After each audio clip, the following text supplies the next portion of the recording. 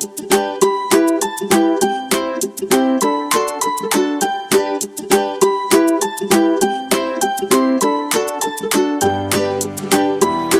everybody! Hey look, it's your friend Mary, back again for another virtual story time from Midpoint Libraries. Are you ready? Let's find out. If you're ready for a story, wave hello. If you're ready for a story, wave hello. If you're ready for a story and you want us all to know, if you're ready for a story, wave hello. Hi everybody! So it's March. Spring is right around the corner. Are you ready for some warm weather and doing some fun things? I am. And you know what I was thinking would be a really fun thing to do? I thought it would be fun to make some art. You know, if the weather's nice today, maybe we can go outside and do some sidewalk chalk. Or if it's rainy, maybe we can stay inside and draw some pictures or paint. But I thought we could share some books about art and colors today. All right? So our first book is called The Crayola Art of Color. And this one was written for us by Mary Schuh, and it comes to us from Learner Publications. What I really like about this book is it tells us about the colors that are in the paintings, and it also teaches us a little bit about paintings. Are you ready? Here we go. Our book begins bursting with color. Bright red, pale blue, and grassy green. Art is bursting with color. Artists use color to tell stories. The colors they use make us feel different emotions. Yellow and orange and gold, these bright, warm colors can make us feel happy. Do you like that picture? That's called Sunflowers, and it was painted by a man named Vincent van Gogh. It's a pretty famous painting. I'll bet your grown-ups know that one. Now this painting uses many soft colors. Green is very calm and cool. This one is called the Japanese Footbridge, and it was painted by a man named Claude Monet. There are so many different kinds of green in this painting. The woman's dress is beautiful shades of gold. Why do you think her dress is gold? The painter, his name is Gustav Klimt. Isn't that a cool name? He could have used any color for that, but he chose gold. I wonder why. Ooh. Now instead of color, we're going to talk about light and shadows. Light colors stand out against dark colors. What's the first thing that you notice in this painting? This one is called The Girl with the Pearl Earring. Do you see she has an earring with a pearl on it? Pretty clever name, huh? This one was done by a man named Vermeer. I like that. Look at her eyes. Can you see her eyes? Pretty good painting, I think. This is one of my favorite paintings ever. It says, a day in the park was made with tiny dots of paint. Some places are sunny, some places are shady. The artist used dark colors to create shadows. So when you look at this painting close up, you can see that it's a whole bunch of dots that go together to make the shapes. This is called Sunday on La Grande Jatte, and that one was by Georges Seurat. Ooh, see the shades of yellow and blue? How many different yellows and blues can you find? There's the blue of the water, several blues in the water, in fact. His hat, his jacket. This is a different blue down here. These people are dressed in some blues. That's called the boating party, and that one was painted by a lady named Mary Cassatt. Oh, this is a different kind now, isn't it? Look at all the bold, bright colors. The book invites us to count all the colors we can see. There are so many.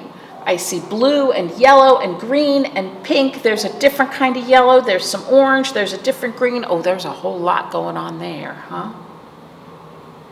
And the painter of this, and I'm going to have to read this name, Olga Vladimirovna Rozanova, calls this Flight of an Airplane.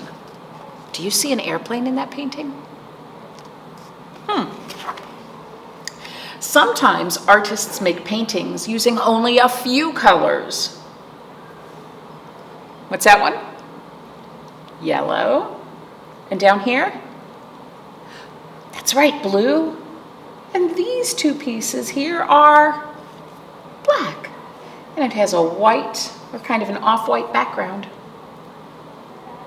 This one is called Artistic Architectonics. And this was done by an artist named Lyubov Sergeyevna Popova. I probably said that wrong. Sorry.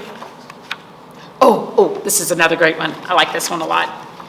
The reds and whites and blues make your eyes move all around in this picture. You see the red here, there, and everywhere, and then there's blue in other spots. And the book asks us, what else is made of red, white, and blue? Well, if you think about it, the flag of the United States and the flag of Ohio, they both have red, white, and blue. And I think the artist used those colors because this painting is called The 1920s, The Migrants Arrive and Cast Their Ballots. This was done by Jacob Lawrence. Now we're going to talk about colors in nature. Do you see the big green leaves? Where do you think this woman is? And why do you think that's where she is? How can you tell that's where she is? I think she's in a jungle. You might think differently, but I'll tell you what I think. I think she's in a jungle because of the kinds of leaves. There's a monkey. And then over here, this white part, I'm not sure what kind of plant that is, but I know I don't have a plant like that around my house in Ohio. This is a self-portrait with monkey, and it was painted, of course, by Frida Kahlo. This is another one of my favorites. Look at the colors in the sky and in the waves. The colors make a dark storm. What else do the colors tell you? Well, if you've ever seen the ocean waves, either when you've been at the beach or maybe in a TV show or a movie, you know that the water is usually blue, but when it churns up and moves around like that, it gets all white. Now, this one is actually not a painting. This is called The Great Wave off Kanagawa, and it was produced for us by Katsushika Hokusai. And this one was done as a woodcut. Instead of using paint on paper, the artist took a big block of wood and cut it down to make it into these shapes. Then he put ink on that wood and stuck it on the paper. It's a very complex way to make art. It's really neat looking, isn't it? The world is filled with so many colors, and these are some of the colors that were used to make this book. That's called Crayola Art of Color. I really like that book, and in fact that series, parents, because it's a great way to introduce kids to fine works of art and work by a lot of different kinds of artists. You probably noticed I have my flannel board up, right? I've got a song and a little rhyme, and I'm hoping you can join me with it, okay? It's about colors and crayons. I have a crayon. I'll give it to you. Here is my crayon. Its color is, let me hear ya, blue. I have a crayon, a lovely little fellow. Here is my crayon of yellow. You're getting pretty good at this. I have a crayon. It's here on my head. Here is my crayon of red. It's not real easy to see on this red background, but we'll do okay. I have a crayon, and we can draw a circle. Here is my crayon of purple. All right, just a couple more. I have a crayon. What do I see? Here is my crayon. An orange one for me. All right, one last one. I have a crayon, the best ever seen. Here is my crayon My crayon of green. All right, so let's review those. We have, I want to hear you say it. Say the colors with me. Blue, yellow, red, purple, orange, green. Now, usually when we see colors in a rainbow, they're not in this order.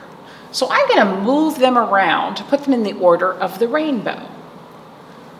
Usually we start with red, then orange, then yellow, then green, then blue, then purple. That's usually the way a rainbow goes. Now, some people remember that by remembering a rhyme or words. When I get confused, I just look at my sock because, you know, I've always got rainbow socks. Anyway, I have another rhyme for us with these crayons. Are you ready? I know the colors of the rainbow. Do you know them too?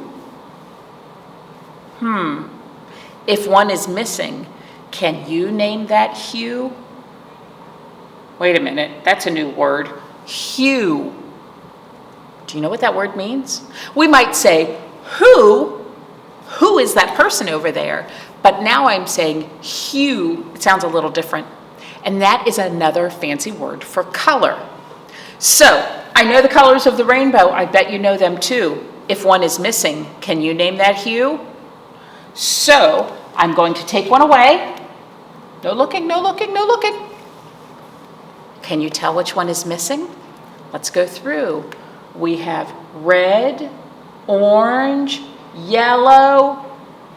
Something's missing. Blue and purple. Which one did I take away? Did you say green? You were right. Okay, let's do that one more time. I know the colors of my rainbow. Do you know them too? If one is missing, can you guess which hue? Let's go. We've got red, something's missing, yellow, green, blue, and purple. Which one's missing? That's right. It's our friend orange. So much fun to be had. Oh, I love doing stuff like that. But let's talk about other kinds of art. I mean, paintings and woodcuts and crayons are really fun, but sometimes you want to make a picture that's a little bit fancier. And so for that, I have this book called Just Add Glitter. I love glitter. You know, a lot of families have a rule that you can't have glitter in your house. And I'll be honest, I have that rule too with when my kids were little. No glitter in the house, but I like to use glitter at the library. Okay, so this book is called Just Add Glitter. And it was written and illustrated for us by Angela DiTerlizzi and Samantha Cotterill. And it comes from our friends at Beach Lane Books. And this is also a rhyming book. Are you feeling bored, ignored, or feeling down? Do you need something fancy in your town? Do you want some shine upon your crown? We're going to take a minute and look at this picture. We can see that it's a yucky rainy day. We can see the postman just delivered a box. Here she is at the window looking out, and here's the box. Do you see this tag on the box? That tag has glitter on it. Just add glitter. Glitter! All kinds of glitter in the box. Try a speck, a fleck, a sprinkle. See how things begin to twinkle. A little here, a little there. Glitter, glitter everywhere. Is your bedroom such a bore? How about some sparkle on your door? Could your art use something more? Just add glitter! A dash, a dusting, or a touch. It's so small, but it does so much. A little here, a little there. Glitter, glitter everywhere. Are your walls asking for glitz? Looking for more flashy bits? Is it time for putting on the Ritz? Just add glitter! A pinch, a cupful, or a mound. Glimmer, shimmer by the pound. A little here, a little there. Glitter, glitter everywhere. Have you made your whole world gleam? Do you love this glistening dream? Then grab a ton, have fun, and scream. Add more glitter! It's an awful lot of glitter, isn't it? Uh-oh, stop. We've got enough. We're lost in all this sparkly stuff.